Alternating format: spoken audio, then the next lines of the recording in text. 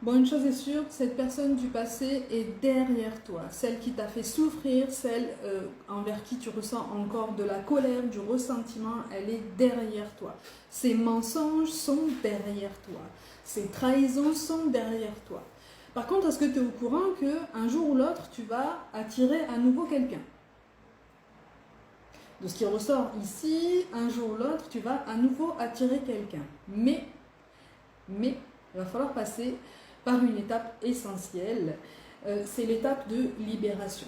Okay, l'étape de libération, l'étape de reprise de confiance en toi, une reprise d'estime de toi aussi et d'une réelle conscience de ton potentiel.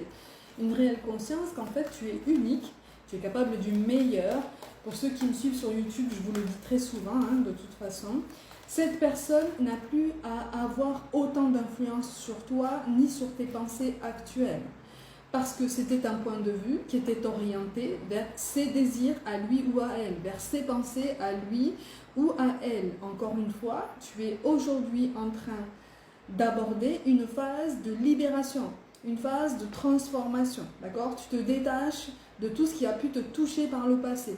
Alors ça vient par étapes, d'accord? Ça vient pas comme ça en un claquement de doigts. C'est un travail de tous les jours, c'est un travail qui se fait de façon inconsciente aussi, à partir du moment où tu décides de faire de ton mieux pour reconstruire ta vie, pour reconstruire ta personne, sans forcément prendre en compte les avis extérieurs.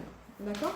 Là, je parle à des personnes qui n'osent pas prendre l'initiative dans leur vie, qui n'osent pas se détacher complètement de quelqu'un qui les a influencés ou qui les a maintenus comme ça sous une forme d'emprise émotionnelle pendant très longtemps, parce qu'on a voulu remplir des cases, parce qu'on a voulu essayer d'avoir un amour qui finalement ressemblait plus à une forme de dépendance qu'autre chose. Tu es sorti de tout ça. En tout cas, pour ceux qui ne sont pas encore concrètement sortis de façon actée, tu es en train de prendre conscience qu'effectivement, il y a quelque chose qui ne va pas dans ton relationnel, tu vois. Et en premier lieu, il y a quelque chose qui dénote dans ton relationnel à toi-même. Mais c'est déjà un grand pas de fait, c'est déjà un pas de géant de fait, si tu veux. Et je serais même tentée de te dire que c'est le pas le plus important. À partir du moment où on prend conscience que quelque chose ne concorde pas avec notre raisonnement et ce qu'on veut réellement, et puis ce qu'on obtient réellement aussi de façon concrète, à partir du moment où tu as cette prise de conscience-là, tu es déjà en train de faire le premier pas décisif pour ta résilience et puis pour ta libération, pour ton autonomie à venir, pour ton indépendance à venir. Tu vois? Donc effectivement, pour certains d'entre vous, ça va être difficile d'amorcer cette transition parce qu'au niveau professionnel, tu vas avoir la sensation qu'en fait, ça ne va pas suivre. Au niveau professionnel, tu vas avoir des ambitions nouvelles, tu vas avoir des prétentions nouvelles qui vont mettre du temps à se mettre en place. Du coup, ça va reculer cette prise de position beaucoup plus ferme de ta part par rapport à cette personne avec qui, visiblement, la communication est très mauvaise. Tu vois ?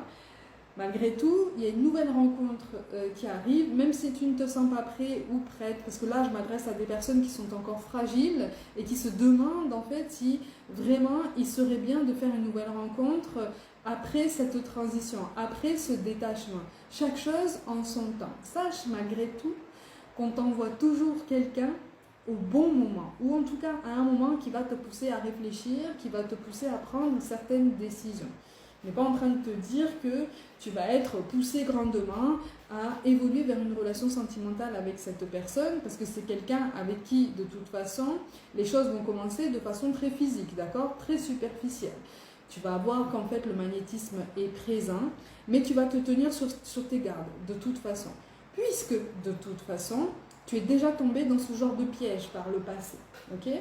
Et pour certains d'entre vous, tu es tombé dans ce genre de piège par le passé, ce qui t'a entraîné de surcroît dans une triangulaire. Donc dans un schéma de souffrance, un schéma d'attente, un schéma de frustration que tu ne veux plus intégrer de toute façon. Ça, tu es en train de t'en imprégner, de cette nouvelle énergie, de cette nouvelle force. Tu es en train de t'en imprégner.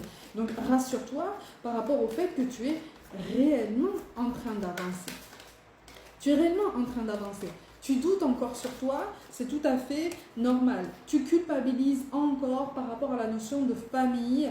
Alors, Je m'adresse là à des personnes qui ont possiblement des enfants à charge, des personnes à charge en tout cas, et qui culpabilisent de vouloir prendre cette décision de se détacher parce que tu as peur des reproches, tu as peur que d'autres personnes de ton âge, de ta génération, voire même plus âgées, te fassent des reproches sur ta décision, la décision qui est dans ton cœur en ce moment, par rapport possiblement à tes enfants ou aux charges familiales que tu as à présent.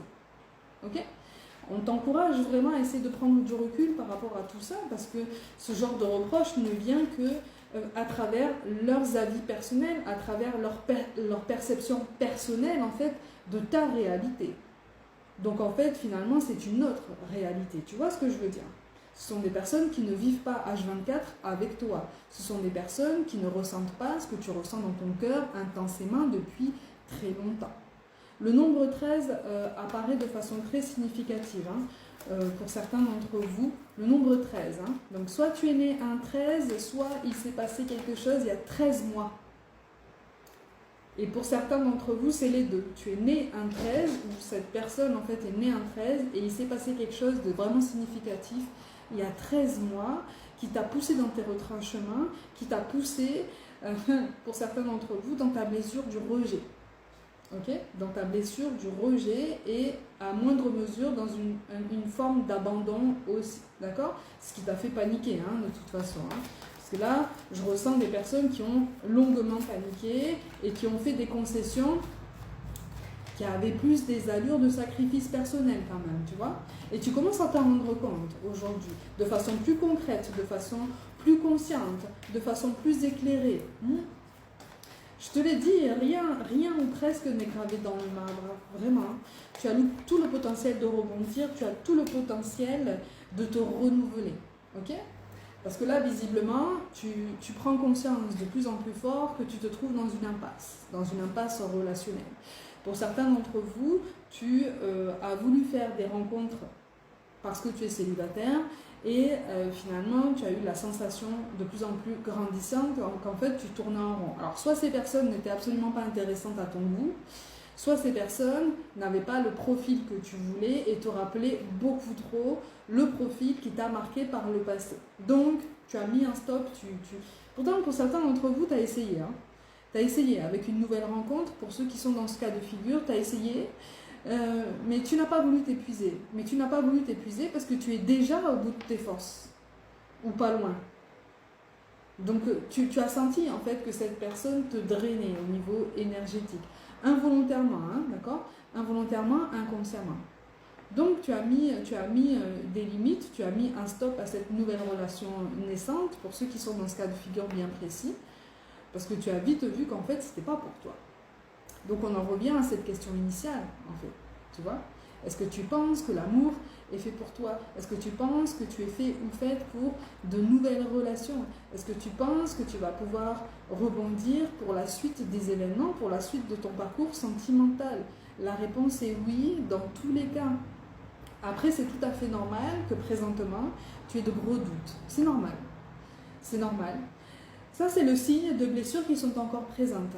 D'accord ? C'est le signe de blessures qui sont encore présentes, c'est le signe d'une culpabilité qui est encore là, de façon sous-jacente, et qui est amenée justement à être libérée. Tu n'as pas à te sentir coupable de vouloir ton bien-être. Et surtout, si tu as des personnes à charge, plus tu seras bien dans ta peau, plus tu te sentiras confortable dans ton quotidien, plus tu pourras les aider à s'imprégner de ce bien-être et de ce confort.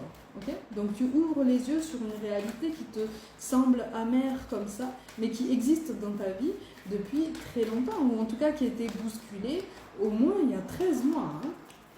Il y a 13 mois au moins. Et pour certains d'entre vous, ça a eu des répercussions au niveau professionnel. C'est pour ça que je te parle d'un ralentissement qui peut encore se sentir sur les semaines à venir, mais tu vas pouvoir rebondir. On te parle d'un nouveau cycle, on te parle d'un renouvellement. Le terme de renouvellement ressort très fort ici. Donc on repart sur un nouveau tremplin, on repart sur un nouveau cycle, d'accord ?